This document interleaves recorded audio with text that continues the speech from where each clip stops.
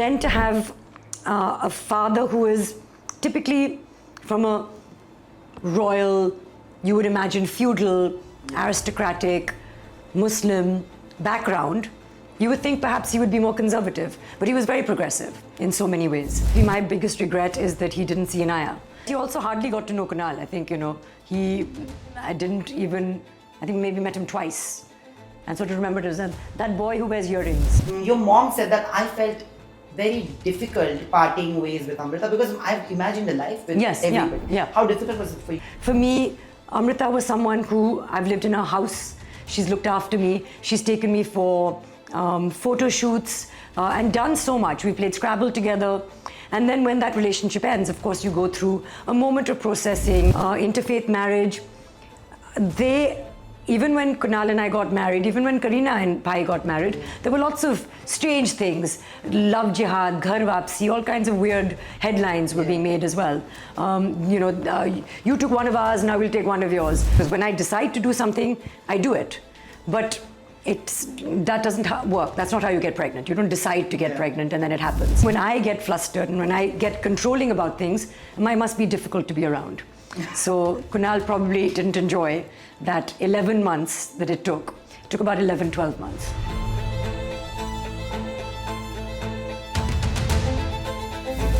In a world where majorly most of the interviews come across as rehearsed and planned, it's refreshing for any talk show host to have somebody who has an amazing balance of IQ and EQ. And today I'm sitting with somebody for this amazing episode of the Unspoken podcast. Somebody who's actually launched her own podcast herself and is talking about issues that people usually shy away from speaking about. Soha Ali Khan joins me in the house today. Thank you so much, Soha, for doing this. Thank you. I thought you were going to speak for longer, so I started eating at tomorrow. I am please. I know that you've been doing interviews for the last 12 hours. Not 12. 8 hours. 11 and a half. Yeah, half an hour. You also have to go home. Yes. Pick up Inaya and then put her to sleep. Yes. Or at least make sure that she feels that you're available and come back. Yes. So I understand that. Yes. You're allowed to eat. Anna, sure you can do anything. You can also eat. I. But your show, your podcast is called All About Her. This episode is all about you and the different facets of being Soha Ali Khan. And this is something that I've been wanting to do for a really, really long time.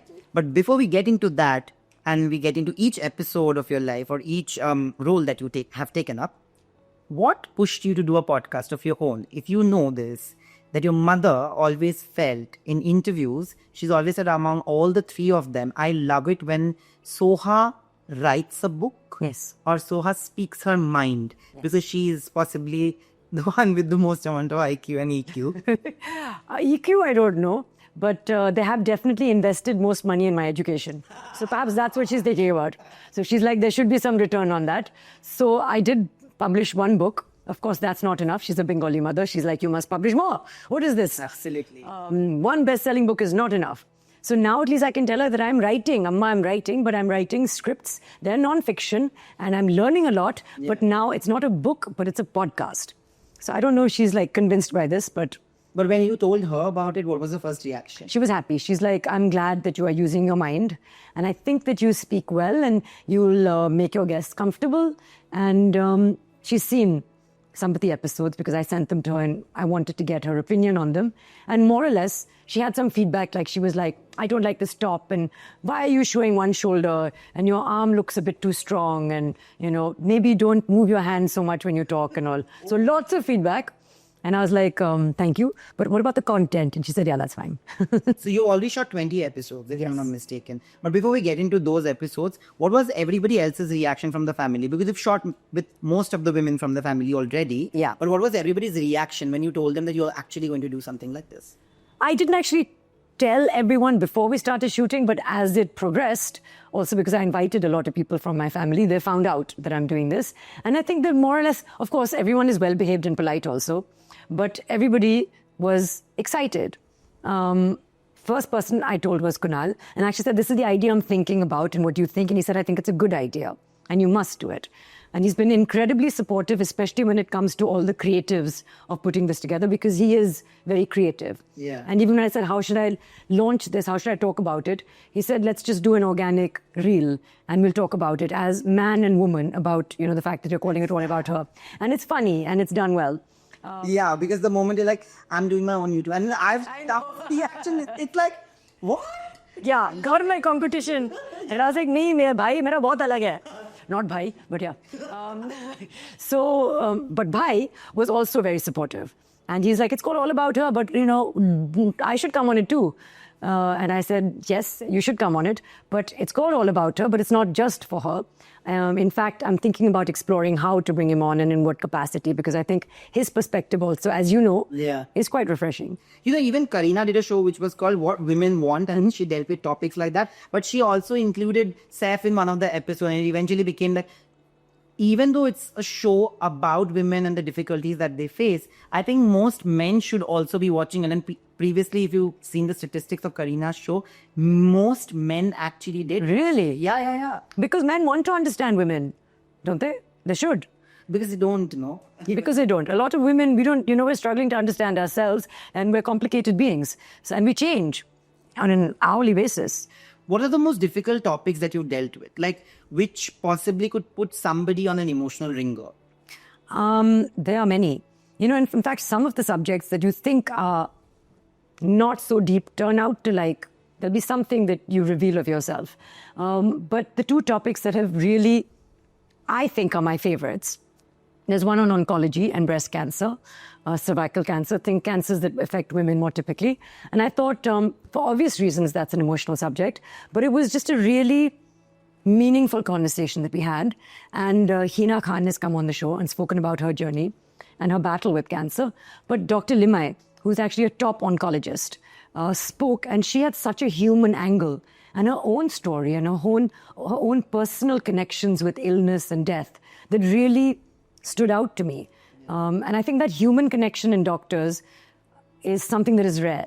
And that's why I think so many people gravitate to her, and she has such a wonderful connection with her patients. The other one that really stood out to me was one on IVF and on surrogacy and adoption. And I know, as a woman and as someone who has been pregnant and who was trying to get pregnant also, the things that women put themselves through in the attempt to become a mother. And some of the things we don't talk about are the alternate ways of becoming a parent. And some of those involve not being pregnant. But we don't go there because it's still quite taboo. Whether it's adoption, whether it's IVF, whether it's surrogacy, which of course is complicated in India now. But I think it's nice to have those conversations. Yeah. But now I'm going to go into each role that most women, and especially you also, have taken up. First, we'll talk about Soha, the daughter, right?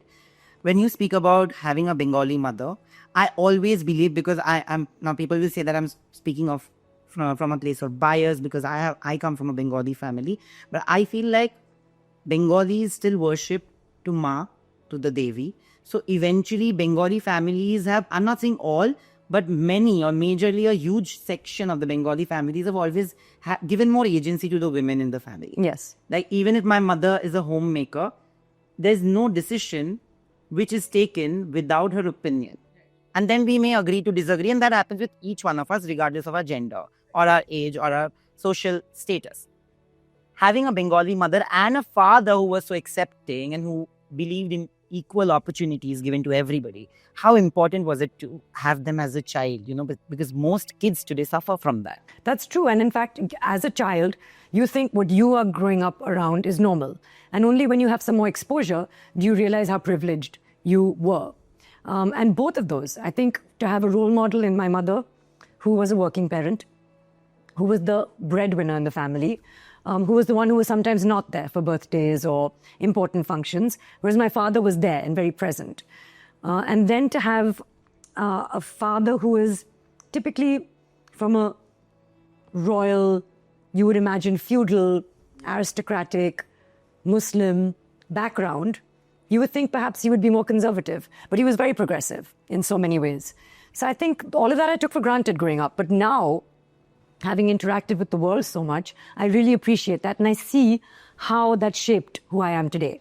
How now it's very normal for me to expect that I should be able to work, I should be able to be a parent, I should be able to have everything that I want. Maybe not at the same time, but I can still manage so many things because I've seen that.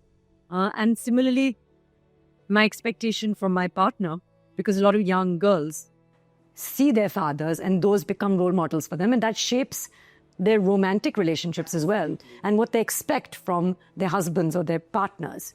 And that happened with me also. I wanted somebody who would be a partner to me, who would be on equal terms with me, where I would have a voice, where I would have a say, where I would have agency. And then you manifest that and then you achieve that because that's what you dream for yourself.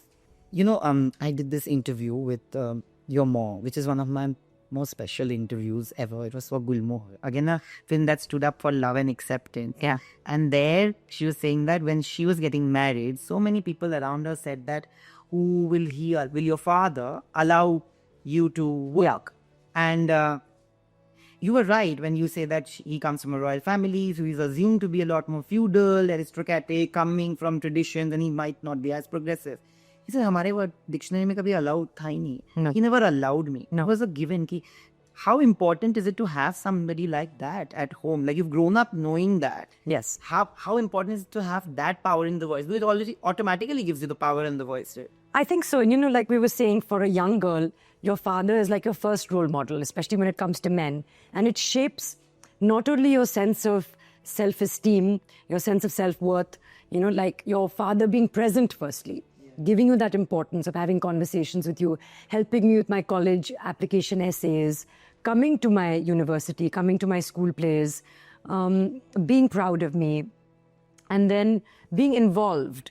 But yet also being one of those traditional fathers who will not get so involved also, but he'll be like supervising dur se.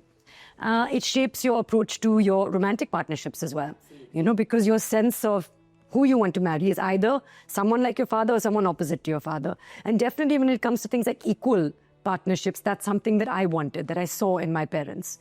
And when it comes to like the agency, the wanting to work, earn your own money, my mother was the breadwinner, but my father was inherently confident in who he was.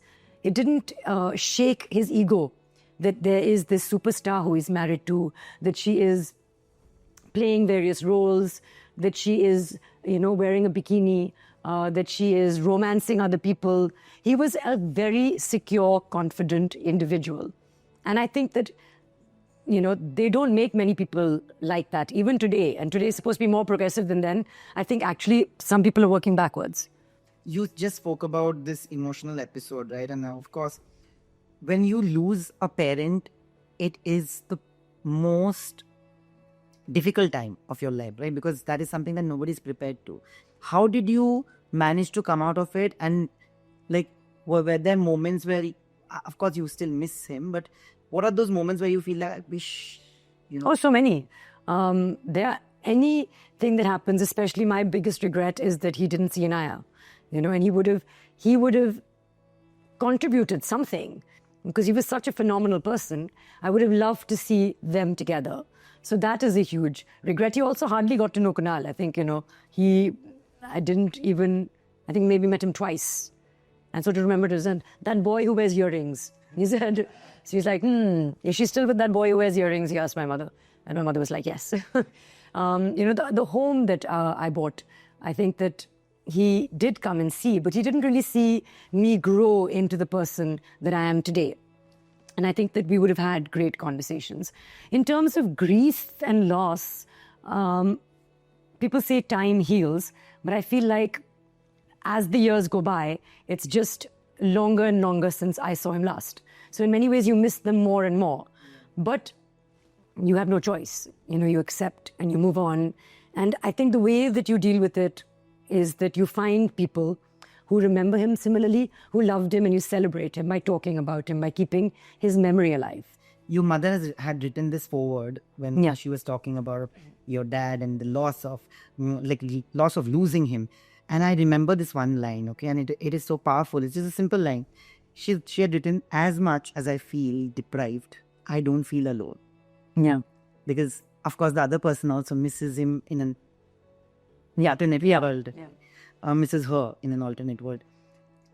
having lost one of your parent, when the other parent was suffering, or you get to know that she's also suffering from a disease, does that make you a little more panicked? Because today she's finally back, that's good. Yeah. Puraton is outstanding. People are saying that she could possibly win a national award for it. Really? Yeah, you should see the reviews. It's crazy. We met last time. Yeah, I know, and I loved it. I loved her. In all her, beauty and glory and all these close-ups and everything, she looked radiant. Yeah, and it's amazing to see her just back. My mother has cried watching the movie. So I know that emotion. But does it put you in a more panic spot? Because you already have lost one person, then you get to hear something.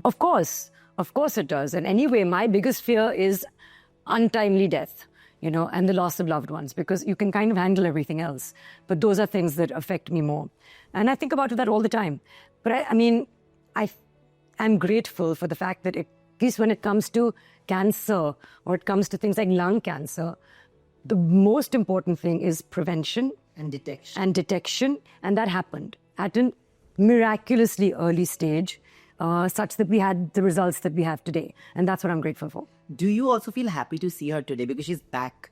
And when you see her interviews right now, when you see her appearances, there's a certain amount of happiness and liveliness that she also embodies, right? Right now, I feel like she also feels happy. She couldn't do Rocky or Rani because she was suffering at that point.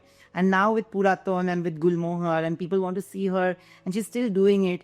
And I hope she continues to. Have you had a conversation with her? I've had many conversations with her. You mean as to whether she's going to continue to work or not? She keeps saying, and then she'll be like, now I'm not doing any more. And then she'll be like, oh, this is very interesting to me. Now she's like, I'm not even going to do events anymore. I'm not going to do ads anymore. And then she'll be like, I'm doing this and I'm doing that. She told me the other day that she was on her way to do a book launch and there was traffic. So she got out of her car and she's hailed some woman on a scooter, and she's got on the back of that scooter and she's asked them to drop her closest to the Moria Sheraton. And then this woman has dropped her, maybe not knowing who she's escorting. No. And she said, Abhi main is taraf ja rahi hu, to aap idhar se chale jana. So Amma has got off the scooter and then she's hailed somebody else. And then she's got onto that bike. And then I was like, Amma, like, you're 80 and this is Delhi. And maybe you should move to Mumbai now, because I don't know if you're making correct decisions. And then she's like, then they dropped me and then I walked the rest of the way for a book launch. For that interview, she had said that, I also have to learn. I said that, is there anything that pains you? Because it was also a family story and something that you would like to change or something. So she said that, sometimes as parents, you have to understand that all your kids after a point of time will have lives of their own and they will have families of their own. And the fact that she stays alone, does that give you a sense of guilt? And is there any plan where you can possibly emotionally blackmail her and get her to Mumbai? This is what I'm thinking about now and working on. But have you met her? Of course. It is difficult to get her to do something that she doesn't want to do. And I've told her, all your children, all your grandchildren are in Mumbai. And there's you in Delhi. What makes more sense? Who should move where? She's like, I'm not ready to move yet. And I said, what are you waiting for? You should move when you can enjoy yourself, and don't move when you have to move. Move, and maybe she's just not ready yet to move. So I don't know.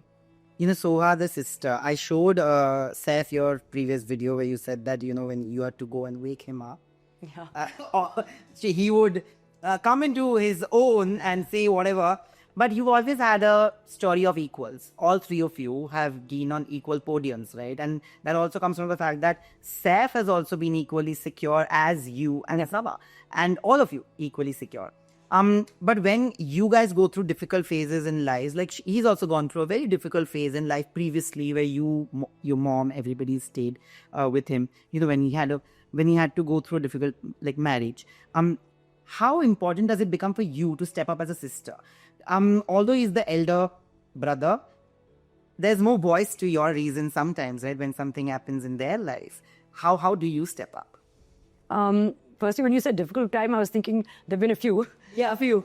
And when he was in hospital just this year, he was like, we have to stop meeting at Lilavati. And I was like, yes, we should meet in other places as well. Funny. Yeah, but I think that, there's 9 years between us. And when you're 5 years old, and now you do 5 plus 9. 14. 14, yeah, I knew that. So when you're 5 and 14, then there's a big difference, you know. But when you're 45 and 54, there's less of a difference. And I think that there are many more connections that you can form. And I think that now we are able to have really genuine, meaningful conversations where we can connect and really be there for each other as siblings. And we do that regularly, you know. And I think he trusts me. I think more importantly, he likes me. I like him. We don't always like the people we're related to, you know. I like him and he likes me. He makes me laugh. I make him laugh. We get each other and we trust each other. So that's why I think it works. And many things that he's thinking about, he'll call me and he'll call back to back to back to back to back. And then sometimes I'll look at it and I'll be like, something has upset him. I can take this call and then we will have a lengthy conversation, or I can not take his call him after 30 minutes, and then he's calmed down. He's like, I was really upset about something, but now I'm fine. And I'm like, see, I knew that would happen. But by the time this happened, like his divorce, that time we were already like into movies, if I'm not mistaken. Yeah. And that time it was a difficult time for the family also, because you guys have acceptance in the family, which is the basis of love. My mom always taught me this, that जिस भी रिश्ते में acceptance है कि आप जैसे हो मुझे आप वैसे पसंद हो, Yeah. and I accept you the Yeah. that's love. Yeah. Right. So how difficult was it for you to also like weigh in, and especially for you, because I'm sitting with you, to weigh in, and actually because on the show where he went coffee with Karan, your mom said that I felt very difficult parting ways with Amrita, because I've imagined a life with everybody. yeah. How difficult was it for you? I mean, see, these are things that, you know, you don't have any control over.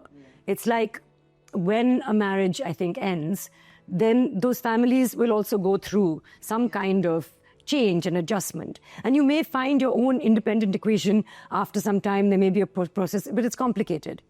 So I feel like, for me, Amrita was someone who I've lived in her house. She's looked after me. She's taken me for photo shoots and done so much. We played Scrabble together. And then when that relationship ends, of course, you go through a moment of processing and transition. And you allow, firstly, them to find their equation. And their peace. And then you have to find your own equation within that. So I think that is something that we went through, and now I think there's a settlement. The children are all grown up. You can be yourself in a way. I mean, Sarah and Ibrahim were very young then. Absolutely. You know, so But the beauty is in the acceptance, because even when you think of Sarah coming to Steph's wedding with Bebo, and I think that's possibly the most special moment for him also, Of course. as father, as a human being, and also for Kareena. Because I think the whole, you guys come as one unit, which is amazing as a family, right? Do you look at life like that because of having a family like that, which has always been like accepting towards everybody? You, Kareena, everybody, Kunal. I feel Steph loves Kunal so much. he does. Yeah, where he's like extremely fond of him, and all. Kareena loves Kunal so much. They get on because it's about individual personalities also, right? You can connect with somebody or you cannot connect with them. And I think if you are authentic, if you're comfortable in your own skin, then people will like you. And I think that if you can do that in a family of superstars, and Kunal is able to do that, he can hold his own and not get intimidated by the fact that this is Saif Ali Khan, this is Kareena Kapoor, this is Sharmila Tagore. Where any man might be intimidated by their girlfriend's parent. Now, if that parent is Sharmila Tagore, that's even more intimidating. And I think my mother enjoys intimidating people also. So she, I think, likes to be a little... Bengali. I'm Sharmila Tagore. Yeah. So, you know, for him to hold his own, I think is testament to his authenticity and his self, his own sense of self. Both of you are extremely funny, you and Kunal. In very different ways. In very different ways, yeah. Do you know that the interview that we had done with both of you together? I know. It's vibe. I know, it did so well. Yeah. If you search Soha and Kunal, even today I was just checking, and usme YouTube pe sabse pehle wahi That is what I hope for my YouTube channel. absolutely. Trust me, and I'm telling you that I don't know about any other things, but YouTube is something that I think I understand. Really? A little, which is why I told you what I did. Yeah. Anytime you need anything, I will come and help you. Just like that. Okay. Because I feel like this is a conversation that needs to be, people need to listen to, people need to watch. Yeah. Because these are conversations nobody is having. Yeah. And how difficult does it become for you to have these conversations, which possibly an actor will always be told like, No. Yeah, don't do that. Talk about Yeah. therapy. We can't, you will be looked at like this. Or we can't talk about, so many people have gone through miscarriages. They don't want to speak about it. So many people have gone through difficult pregnancies. After pregnancy, they've gone through depression, postpartum. People don't want to speak about it. Body shaming that people don't want to speak about because they feel that everybody's going to make them a victim. Did you also hear all this when you possibly were turning a mother? After motherhood, did you face any of that, like postpartum and anything? No, luckily I didn't face any postpartum depression. There's a moment of adjustment and there's like hormones raging all over your body because it's a huge deal, I think, to build a baby and then to deliver a baby and for your body to readjust. And honestly, there's certain things that never go back to being the way they were. So that sense of acceptance and self-love, I think I've always had. Kindness to myself, I've always believed in. Prioritizing myself also, I believe in. And it's the voices that are around you. And I've been lucky to have good, supportive voices close to me. And the ones that are not, I have an ability to filter them. Just एक कान से सुनो. Yeah. सबकी सुनो करो. But I'm very polite. तो आपको लगेगा कि मैं सुन रही हूँ और मैं कर रही हूँ काम मेरे ऊपर. But actually I'm just like, thank you very much. That's him. I'll work on that.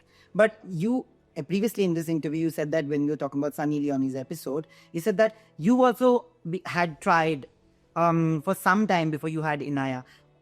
Was there any moment of setback which actually hurt you emotionally or mentally? No, it's just sometimes it's stressful when you decide, especially me, because when I decide to do something, I do it.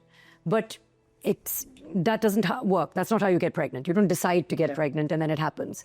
I wish it could be like that. But so for me, to not have that control, and when it wasn't happening the way that I expected it to, then that was flustering for me. And I think when I get flustered and when I get controlling about things, I must be difficult to be around. So Kunal probably didn't enjoy that 11 months that it took. It took about 11, 12 months, which for me was 11 months more than I expected it to take to get pregnant. But my journey was still relatively conventional and relatively uncomplicated compared to many others. Yeah, but how important is to have a partner like Kunal then at that point, especially when you are going through, women when they go through hormonal changes or body changes, unfortunately the body is built in a way where women go through way more than men ever can. And sometimes men don't understand what they're going through because possibly they will never go through it. But there are also men who are, I always say like, I'm a man written by a woman. I feel like Kunal is a man written by very, very fierce women around absolutely. him, which is why he possibly understands it. How important is it to have a man like that when you are possibly going through something like that? I think it's important to have a man who's been brought up in a house with sisters and aunts and mothers who have agency. I think that's very important. And that happened with Kunal. So I think that has also helped him to be sensitive to certain things. And then if you take an interest, if you love somebody, you notice. And like you said, those changes, we have these hormonal cycles. There are 28-day cycles. Men also have hormonal cycles. Absolutely. Do you know how long they are? 14 days, no? Isn't it 14 days? No, 24 hours. 24 hours, okay. 24 hours. So you have a peak in the morning, and then you have your wane, which is our luteal phase, which is for about a week or, 10 days, is in the evening. And at night, when you're sleeping and when you're resetting. Ours, we don't get to reset at night. We get to reset for 10 days, which is in the middle of the month. And at that point, we must be in tune with our bodies. And other people must understand men are biologically different to women. Absolutely. But have you studied these things? Have you always been one person who loved studying all of it? Because these are factual things which you can't go wrong with, especially when you're on a show. But when you're talking and you're educating, because this is not just entertainment, the podcast is informative and educative. Because I've seen the Malaika podcast. Yeah. They're speaking about things that possibly even I have done. When she's saying that people think that carbs are bad. Yeah. There was a point of time in my life where I thought that keto is possibly gonna be very good for me because it was a habit. Everybody is doing keto. Yeah. थोड़ा सा पेट कम करने के लिए keto कर ले. Yeah, protein खाओ, fat खाओ. हाँ, पहले 5 दिन तो बहुत दिक्कत हुई because you either get like loose motion or constipation. I also keep studying. Yeah, your gut resets, lots of things happen. Then you don't know, okay, what I'm doing, is it bad for me or is this a process of adjustment? But the moment you stop keto, you gain back all the weight. So I realized that that's not for me. But did you already have this knowledge and then you decided to do? I don't have that much knowledge, which is why I have Rujita on the episode on nutrition, because she has years of knowledge and proper expertise, and she's a leading nutritionist, and she will tell you everybody is different, and it's okay if you don't do intermittent fasting. If your diet has a name, throw it away. You know, eat what your grandmother used to cook. There's genetics also. There's lots of things going on. So it's a really interesting podcast to see that. Absolutely. Be in tune with your body. Yeah. And don't be so rigid also. You should be able to adjust to. ऐसा नहीं कि मैं carbs नहीं खाऊंगी. Like you have to, carbs also give you energy. It's important. So I think all those conversations, eat clean, eat local, eat what is seasonal. Now don't go around spending 2,000 rupees on cherries when they're not in season and we don't grow them. There are alternatives. Coming back to Kunal, you know, your marriage and your partnership has been one for the books, because I think you guys complement each other really, really well. Like even when you argue, I think you are the arguer and he's the sulker, as we have Really? decoded. You only said it in my last interview that but the one like he's the one who sulks. You said that he starts the fight He does start the fight. and then I argue That's true. just like a Bengali. Yeah, I will argue because justice. But something that is similar to your mom and dad's relationship, you always said that you look for your parent, your father in your partner. Something that is also similar is the kind of acceptance that you guys have had towards each other. Yeah. Like a lot of people actually talk about interfaith marriages and everything. It was a huge discussion when your mother decided to do it. Yes. Comparatively, we would assume that we are possibly progressive. Yeah. But we are still not as much. No. Did it ever get to you, or were you like unbothered because this was your normal, because you've seen that at home? No, I don't think that it got to me, because I feel like as long as the people who I love and who I care about and I respect are on the same page as me, it's okay. And there's going to be lots of haters, there's going to be lots of voices, and that's also okay. I'm fine with like everyone having an opinion, and that's all fine. So I think that these things like interfaith marriage, even when Kunal and I got married, even when Kareena and Pai got married, there were lots of strange things. Love jihad, ghar wapsi, all kinds of weird headlines were being made as well. You took one of ours, now we'll take one of yours. So like, I feel like some people don't even believe these things, but people say things just to be sensationalist. But so in many ways, perhaps it was a more freeing time in the 60s. And in certain ways, we've become, as you can see all over the world, people have become a little intolerant, a little more extreme. Absolutely. A little more inward thinking. Easily, how do you put it? Offended. Easily offended. But yeah, very easily offended. So all that, we can think about and we can discuss till the cows come home. But all I can say is at least the voices that are close to me and around me are on the same page. But does that scare you as a mother? With the world that we are living in, what kind of... Lots of things scare me. I think the minute you become a mother, you are generally anxious and you never sleep the same way that you slept earlier. And now I understand my mother, who still will call me and worry about Bhai. And I'm like, Amma is like 55. I think he'll be okay. And she's like, no, I worry about Saif. But does she worry the same way about you? Or I mean, presumably she'll call Bhai and say, I worry about Soha. But she does worry about all of us. Yeah. But what are the things that scare you as a mother today? Because, at least you and Kunal have had managed to keep her away from the prying eyes and the limelight and the whole paparazzi thing. Like in the beginning, it was crazy, but I think they have started respecting the boundaries. Yes. Especially with you. But now, after all of this, the incidents that have happened earlier this year, that is when they stopped doing it with maybe a Taimur, Jay, and even with Raha and the kids. Do you feel like it affects them? I actually feel like our media has been quite respectful. If you ask them, they will respect that. And then you have to figure things out. Yeah. Because if you're going to be seen in public as a family, people are going to take pictures of you. And people who don't want their children to be photographed have to manage things differently. So either they arrive earlier or they arrive later, or you request the media to blur them. There's things that you can do. And I feel like generally, in India, and I might be wrong, this might be my own personal experience, or maybe I'm not that famous, so it's not happening with me, is that they are respectful, I feel, on the whole. I hope it continues to be that way. When we asked them not to take pictures of Inaya, when we were swimming one day, I remember, they didn't. So they stop, and it's a small industry. We all know each other. You've also seen what happened with Taimur just a few months before Inaya was born. Yeah. Did that scare you? No, I think that there are things that are unsettling, and social media makes you more vulnerable. Yeah. There's an invasion of your privacy, but there's a flip side to everything. There's also great avenues for making money, for being popular. You're not dependent on box office success. People are huge stars without even seeing theatrical releases anymore. And then you can have podcasts. And then you can have podcasts. People will hear and then people say, but you should be dancing, and you should be lip syncing, and you should be cooking. And I'm like, I can't do any of them. You're an actress. You can do that and you can do this also, I feel. And I had watched the first episode. Yes. And I can't tell you how, but Yeah, I know.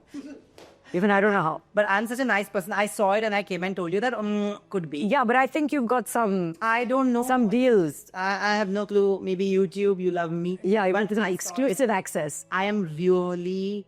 There were things that were said in the first 10 minutes in itself. There were things that even I questioned because I think I eat clean. Yeah. I think I know a little bit about healthy eating, but I think I've gone wrong on a lot of things. Like the ghee thing is something Yeah. even I follow. But you have to use it properly. Like I'm saying that it doesn't mean Moderation. cook everything in ghee and like have dollops of ghee. No. The whole katori thing. I thought it's fabulous. Like portion control. Yeah. Apparently, they say that if you eat in a blue vessel or blue whatever plate or something, you eat less. Yeah. I want to know the science behind that. I'm fully mad about all this. I Google the weirdest shit. And then I would be like, oh, I saw this. But they're like, try eating in anything that is blue. You will eat less. But now I'm sure everyone is going to try this. Yeah, brain functions that the blue thing, you don't feel like eating. Well, our set is blue. So I'm hoping it's not like a... That's why nobody's eating. No. Everybody's As long as the people are not being put off by it. No, they are not. Perfectly amazing. But what are the topics that you discussed maybe when you are having 3 generations of women from the family? What are the topics that you touched upon? And where they're like, when we see Navya's podcast with, that's also 3 generations, right? There are always difference of opinions. Yeah. So what is the one thing where you feel like there was a difference of opinion across generations? Lots of things. Like, especially when you... Firstly, there's so many things in this generation that my mother is clueless about. Like, it'll be like, what is your opinion on ghosting? And she's like, what is ghosting? Or, like just so much lingo that we use now. It's like, oh, do you think that you should be reading each other's phone messages? Or what should you do if he's going through, what if he's DMing someone? And she's like, I don't understand half of this language anyway. So I think that it's fascinating to see, like, certain things only wisdom of 70, 80 years will teach you.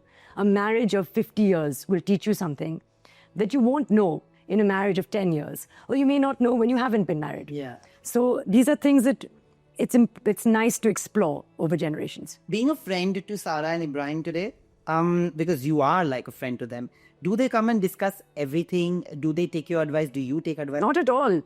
This generation doesn't want advice at all. Usually what do they call you for? We meet and we hang out and we talk to each other, and they're lovely because they are real and they will speak openly from the heart, and they will say, come and support me here, or what did you think of this, and how can I do this? And not just with me, with Kunal also. So it's really nice because everybody has a public persona and everybody has their own journey and their own challenges and their own lives that happen in front of the media. And I'm not their friend in terms of, like, we're not hanging together. I've not gone to a party with Ibrahim. I don't know what he's like but I know what he's like at home with me. And we have that wonderful connection. I mean, this Rakhi, no one was here. But Iggy came home and Kim and Inaya were together. And that was important. Whether Bhai was here or Taimur was here, Jay, nobody else was here. So it was nice. Like, it's important to have that bond and to make that effort. But when you're a bua, when you're an aunt, they always are your first kids, right? In many ways. Today's world is very toxic out there. Like, social media can be scathing. And when you say that they're real, which they are, they also get called out, trolled for being who they are and how they are. Does that bother you because of the... No, not at all. Because we're all, I think, number one, we're thick-skinned. And I think you have to be when you join the public world. And you know that you can't make everyone happy. You must be aware of criticism when it's constructive and when it's not. Work on things that need to be worked on. Don't like exist in a vacuum and just be like, I'm amazing. So work on your art, work on your form, work on your craft. But don't let negativity bring you down also. Have some kind of armor. And then at home, like, be vulnerable and be with people who you love. And you know, like, all of this is a snapshot. It's a part of your life. What did you discuss with Bebo on the show? Like, what are the topics? Positive parenting. Oh, lovely. They're like But because I feel like, see, मैं तो शादी नहीं करने वाला. मुझे, I don't think I will get married. मतलब I hope that I do, but I don't think I will. But like I said, that I feel like I'm already a parent to my 13-year-old. Yeah, you said that. Right, like that day which we were talking, and she's 20 years after me, but she's the immediate one in the family after me. So I am the backslapping buddy also. Yeah. But I'm also the one who schools her the most, and I have to give it to her.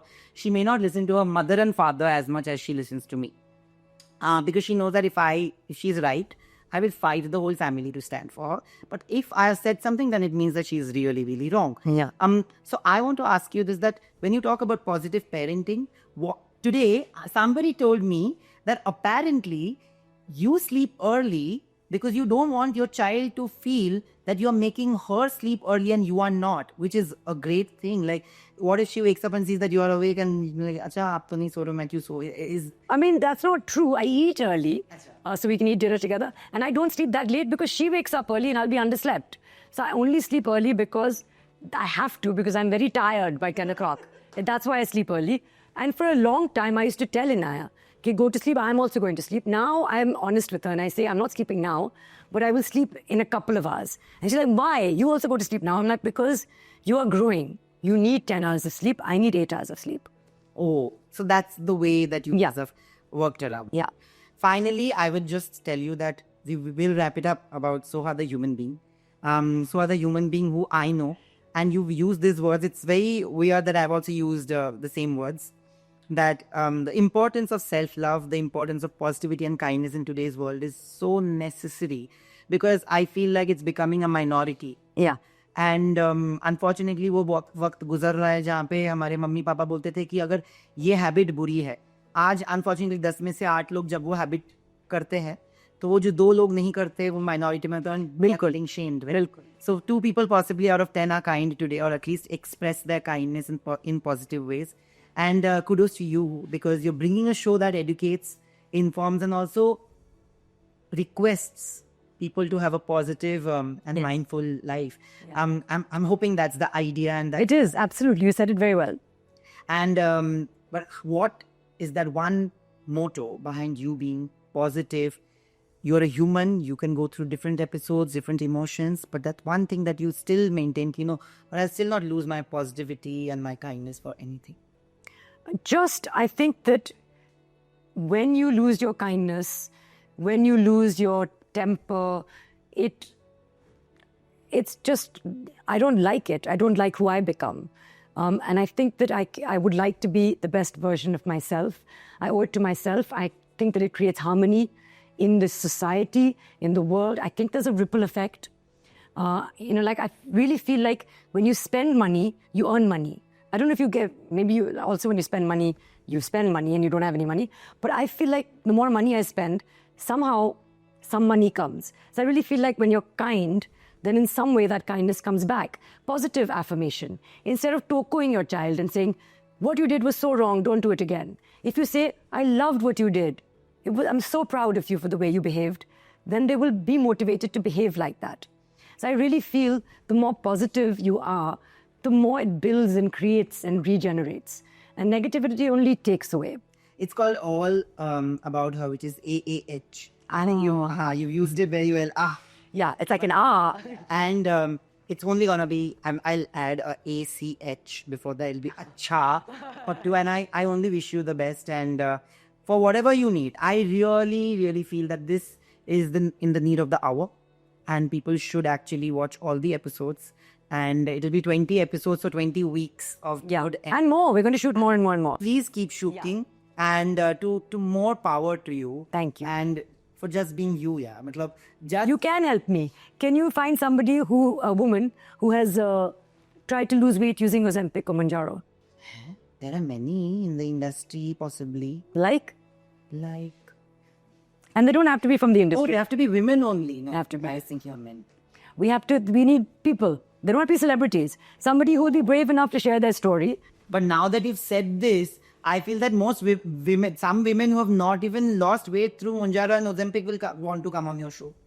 No, but I want somebody who's used that, because we have an endocrinologist who will tell us what are the healthy ways to lose weight. And sometimes obesity versus the possible negative effects of using Mounjaro and Ozempic to lose weight, we'll have that conversation. That's a really, if it happens, I would want to be. But you'll help me, no? I said, I will. Now that I know, if any of you have actually used, you're watching, and if any of you have actually used Mounjaro or Ozempic or any other drug to actually lose weight rapidly, you can actually comment, and we will reach out, and the team will reach out, and hopefully have you for a podcast with you off, and just be real and just be honest, basically, with your documents and stuff. Hopefully, there must be a document. I'm thinking, just tell the truth, no? How will I do? No documents. But thank you so much. Thank you, Nelly. So, for doing this and doing this at this hour. I'm sorry. What is your Daknam? Daknam, well, you want to know? Yeah. Can't go around calling you Nandeep all the time, no? My Daknam, don't call me, please. Why? What is it? It's Manka. Manka, sweet. Thank you. Yeah, because I had a lot of hair when I was born, so they wanted to call me Monkey. They were not allowed to call me Monkey. They asked my grandparents, my cousins. So they called me Manka. But they now have resorted to Mantu. Like my mother will call me Mantu, my brother will call me Mantu. Sweet. So yeah, Mantu is good. Thank you, Mantu. But thank you so much. All the best and keep doing it. Thank you. Thank you.